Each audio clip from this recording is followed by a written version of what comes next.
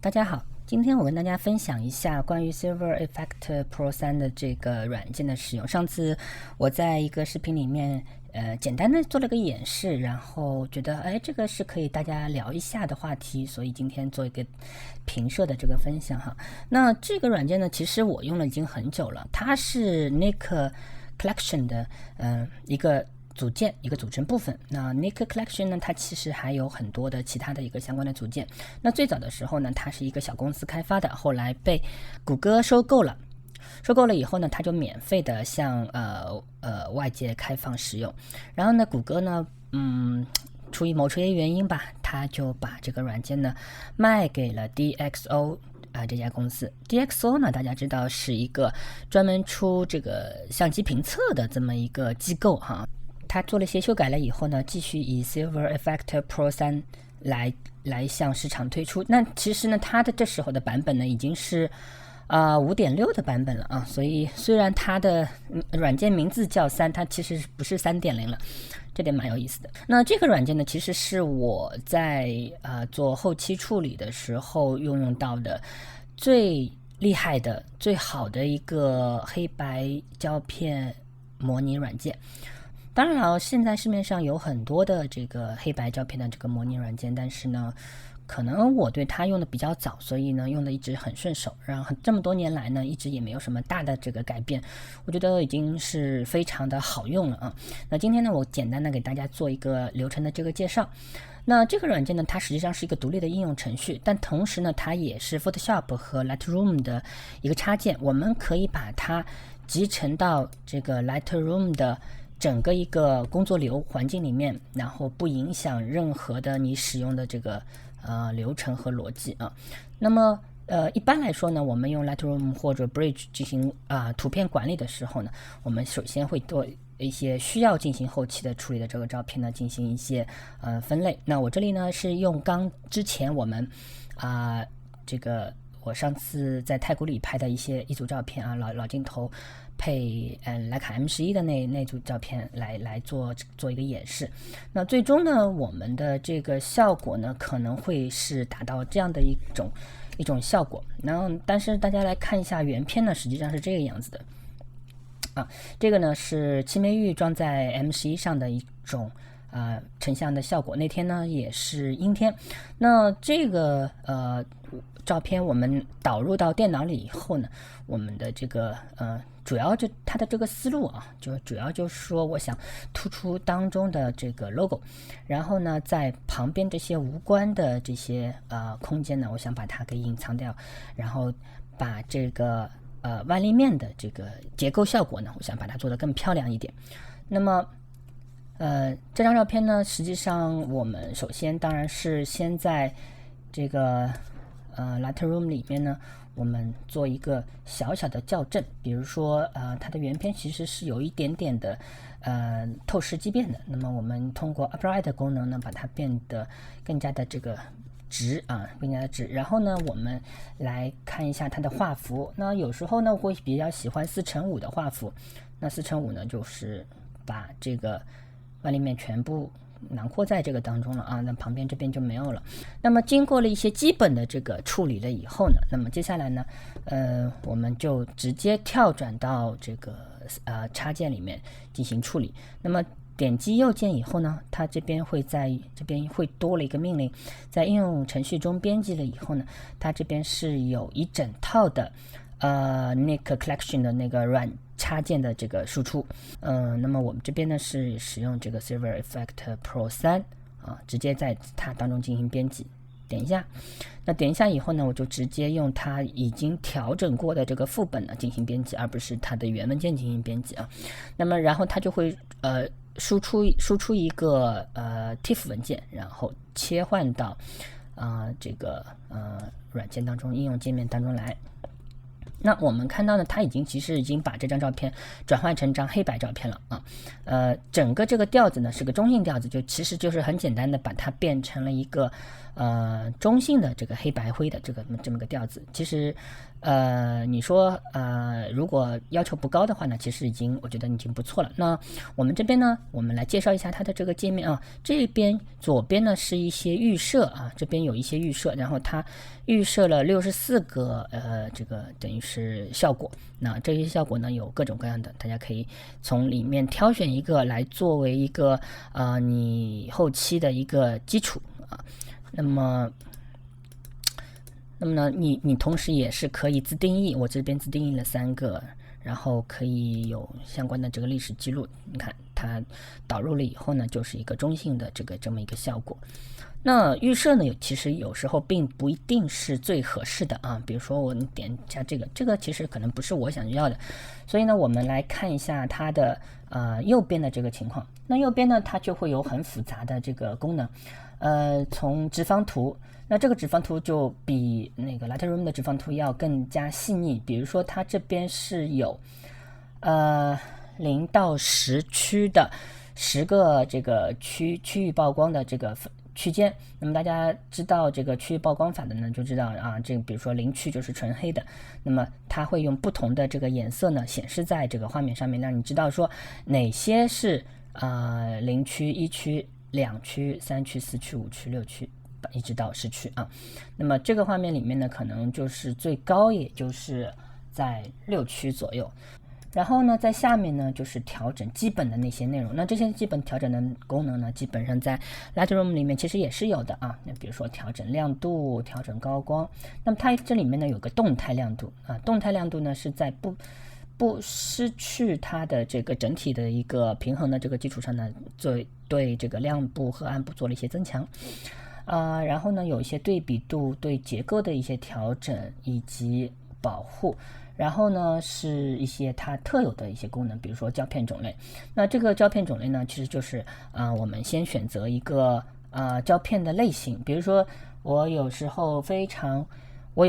非常喜欢像伊尔福的这个HP5 HP5 是我最常用的一款胶卷。那么我们在这个里面呢，就会选中 HP5 Plus 的这个400度的这个胶卷。那么大家发现这个400度胶卷选中了以后呢，它实际上是预制了一个内置的一个曲线啊，这个胶卷的它模拟的一个曲线。那么在画面当中呢，其实也是会看到它的这个对比度有所增强。那然后呢，就是它的颗粒感。那有些时候呢，我需要更强的颗粒感。那它这里呢，就是叫做每像素的这个颗粒，就是每一个区域里面的这些颗粒数啊，颗粒数的这个增加。如果颗粒数增加了以后呢，它的画面就更加细腻；如果颗粒数减少呢，这个画面就会更加的粗糙。然后这边有硬度啊。它的硬度，然后呢就是它的这个对各个颜色的这个感光度的这个问题。那这是色阶和曲线都是可以调的。然后呢，它的这个胶片的颗粒的模仿呢，我觉得也是相当的到位。我们还是用伊尔福的HP5 Plus 400的这个颗粒度啊，这个颗粒度。那这个颗粒度实际上是可以调整的啊，多大小啊。强弱啊等等啊，这样子。那它的这个颗粒度的模拟呢，我觉得它是比Lightroom 里面的那个胶片颗粒的模拟呢更加的逼真，更加的真实啊。最后呢就是经过上面一系列的这个调整以后呢，这个画面呢到最后它是有一个输出。那么比如说它里面可以支持对于这个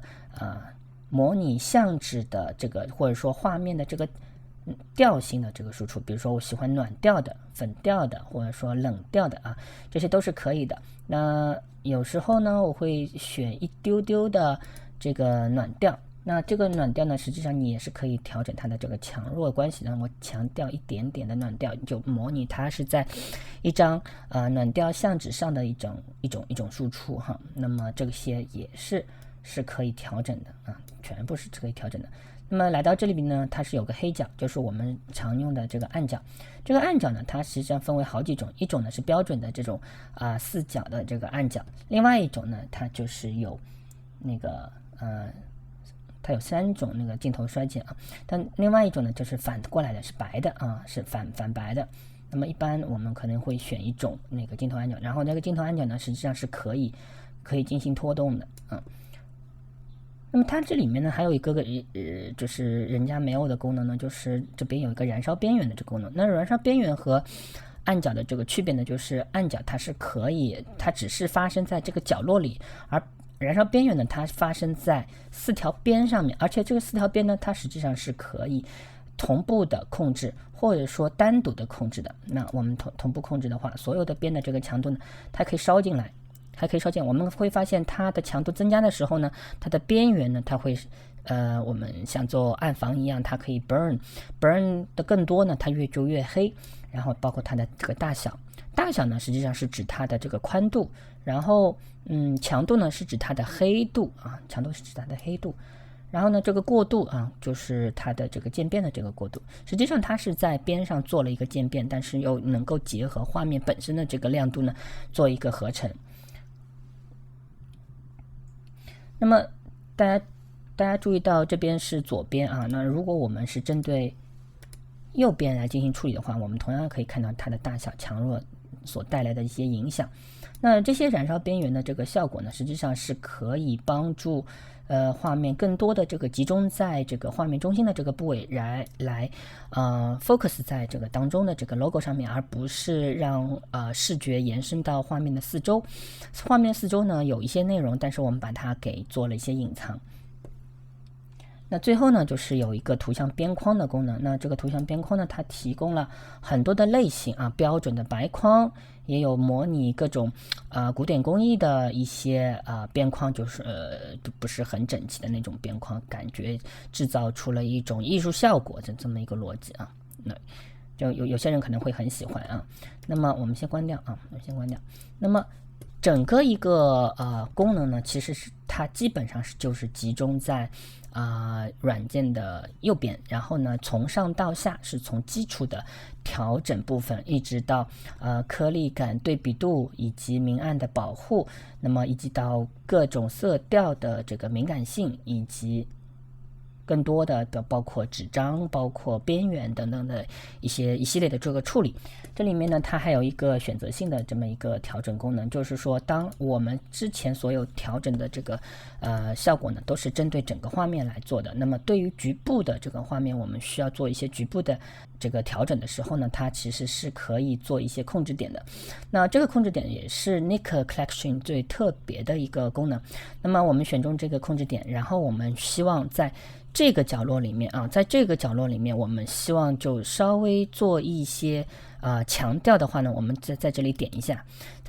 以后呢，它会出现一个圆圈，这个圆圈就是这个局部调整的这个范围，我们拉伸和缩减都能够控制到它的这个控制范围。那么进行局部调整了以后，等于是我在这边做了一个局部的一个门板滤镜，那我们就可以在这里，就是在这个控制点下面做一些基础的这个调整和控制。比如说我想增加一些亮度，大家可以看到在这个地方局部我们的这个圆圈门板的这个范围呢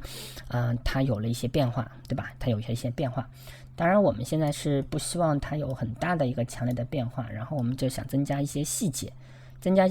在这个地方，在这个角落里面，我们想增加一些内容，让大家能够看清楚它的这实际上的这个内容那么我们就可以在这些内容上面做一些调整。那它不仅仅是可以控制一个点，我们同时还可以再增加一个点比如说我觉得这边太亮了，那这个 logo 呢会影响到整个这个画面的这个 logo 呢，我在这里这个 logo 点一下，我来缩减它的这个使用范围影响的这个效果这个范围到这里，然后下来一点，我们想让它变得稍微再暗淡一点，然后呢细节不要那么多，黑的多一点，细节减弱一点那这样的话呢，特别是高光部分高光让它减淡一点。那么这样的话呢这个画面呢就不一样。我们来比较一下，这个是控制点2的这个效果有和没有还是有很大的区别的对，所以呢这个工具呢它提供了非常丰富的非常完善的这么一个局部调整的功能，而且它这个局部调整呢，它的这个范围你是看不出它是有这么一个局部调整的这么一个很明显的一个修饰范围，包括这里也是啊。那么这样的话呢，就会让您觉得这个画面的过渡就非常的自然，非常的舒服，然后整个画面呢它是集中在整个这个一个 logo 上面的。那当时呢我们在处理的时候呢，其实我还增加了一个这么一个功能，就是叫柔和对比度。那么柔和对比度的话呢，我们看一下它往这边拉和往这边拉啊，这边是减对比度，这边是增加对比度。那么它这个柔和对比度呢，它就会让人觉得说整个画面呢它有一种非常朦胧的这个渐变过渡，就是从黑到亮，从暗部到高光。大家注意到这个位置，那这个位置如果把它归零的话啊，把它归零的话呢，它实际上还是有很明显的这个区分的。但是呢，我如果往右边拉得越厉害呢，黑的就越黑，亮的也会更亮，但它当中的这个过渡呢，也非常的柔和和舒服，有一种30年代老片默片的那种风格。那我就觉得说，哎，这个感觉就非常棒。当然了，你从这边拉了以后呢，这黑的暗部呢就会非常的过渡啊，这个会非常的暗。大家可以注意到这个零区啊，实际上是1区和0区这边呢就非常多了。那么这样的话呢，我可能需要在阴影啊，在这个动态高光的这部分呢，再做一些反向的这个调整啊，反向的调整。那基本上呢，我们来做这个黑白的这个调性呢，基本上都是通过这样的这个方式啊来做一些调整的。那这样的话，你看，原来的0区呢，它就很多的就跑到1区了。那0区呢，大家要知道，就是说它是完全没有细节的，然后1区实际上是已经开始有细节了。那么所以呢，我就尽量的不要把这个画面压得太死黑。但是呢，有时候呢，你是可能个人的偏好和习惯的问题，我是希望还是能够压得比较多一点。那么整个画面再从黑到灰的这个过渡渐变到亮部呢，它的有一个非常柔和的这么一种效果啊。这种不是打柔光镜打出来的，所以它都是非常的舒服啊，非常的舒服。好，那么整个一个功能呢都是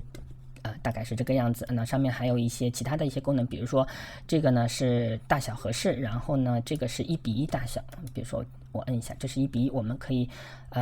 协助观察这些细节啊，这些细节。那我们放到1:1的时候，你会发现这些颗粒啊，这些颗粒非常的均匀，然后呢又非常的胶片感啊，非常胶片感，我觉得是很舒服的。然后这个是填充画面啊，对。那么这个呢是对比，就是说我们调整前和调整后是不是就有很大的这个差别？有很大的差别，它强调了暗部，强调了纹理，增加了很多的颗粒，以至于这个画面多了很多的这个我们拍照的时候所不存在的那些氛围，而这些氛围呢是个人的这个主观感受，所以呢是可以通过后期来进行一些调整的。那么这是另外一种方法，就是上下直观的进行一些对比啊。那我们这边全部调整完了以后呢，我觉得这个画面挺不错的，那么我就实际上是可以把它保存为一个预设，它让你起个名字啊，比如说这里我叫 HP5V4 啊，这是我第4个版本的，然后控制点也保存下来。好，保存下来。那么这样的话呢，我下次就直接套用这个就可以了。当然它有很多的这个功能，但是呢我们知道说功能呢都是为我们目的服务的，所以呢我们对于一张照片，其实它前期呢是有一个拍摄的这个思路，我们可以知道说前期这个画面拍完了以后，我后期用怎么样的这种方法进行调整，那么这样的才会达到最好的这个效果。因为用 RAW 拍摄的话，它的原片可能就是很平淡、很惨淡的，它是没有那种氛围和效果的。那么一直通过这个软件，通过一些插件呢，我们可以把这些效果从平淡的画面里面提取出来，一直变成我想要的这种画面。那么你在调整的时候呢，实际上是跟着你自己主观的这个心情的变化来采取不同的方式进行工具的调整的。比如说你看我上次的那个画面呢，就比这次要更暗淡一点。那上次的画面呢，可能会因为我可能当时的心情会更压抑一点或不太好，所以呢，我就大面积的这个强调了这个黑暗的部分，然后来突出当中的这个发光人的 logo 的这个主体的这个部分。很多人会担心说，这个大面积的这个死黑啊，这个零区域是不是会太重，会不好看？那这个呢，我想说每个人的这个审美观念它不太一样。那有时候并不是说画面当中不能出现死黑或死白的那个情况。其实我是觉得，只要你能够达到你想表达的这些内容，能够传递出你的这个情绪和你的价值观，那些所谓的技术禁忌其实都是可以被抛弃的，没有说这个画面是不能存在死黑的。我为了突出那些亮部的地方，我必须把周围给压暗那些细节其实不用去考虑，而那些光影的这个造型的这个变化才是我对这张照片最大的一个期待和想法。当然了，今天可能我心情比较好，所以我把它做的可能更亮一点，我对暗部的细节就会有更多的一些想法和考虑，我希望它能够成为我作品的一部分。所以呢，这个就完全取决于个人的取舍，并没有存在什么一种标准，只是说我们在这样进行处理的时候呢，我们要明白我们在做什么，我们要明白为什么我需要这样子，为什么我需要达成这样的这个效果，而不是说我觉得今天这个蛮好看，那个明天那个蛮好看，就没有一种定论。那意味着就是你自己也不是很能够理解你自己到底在做什么事情。所以这个就是工具所能够提供给我们的一个很大的一个宽容和灵活便利的这么一个效果。但是怎么把它运用好呢？实际上还是存在我们手里的。好，今天的分享呢就到这里。我只是简单的演示了一下这个 Silver Effect Pro 3的这么一个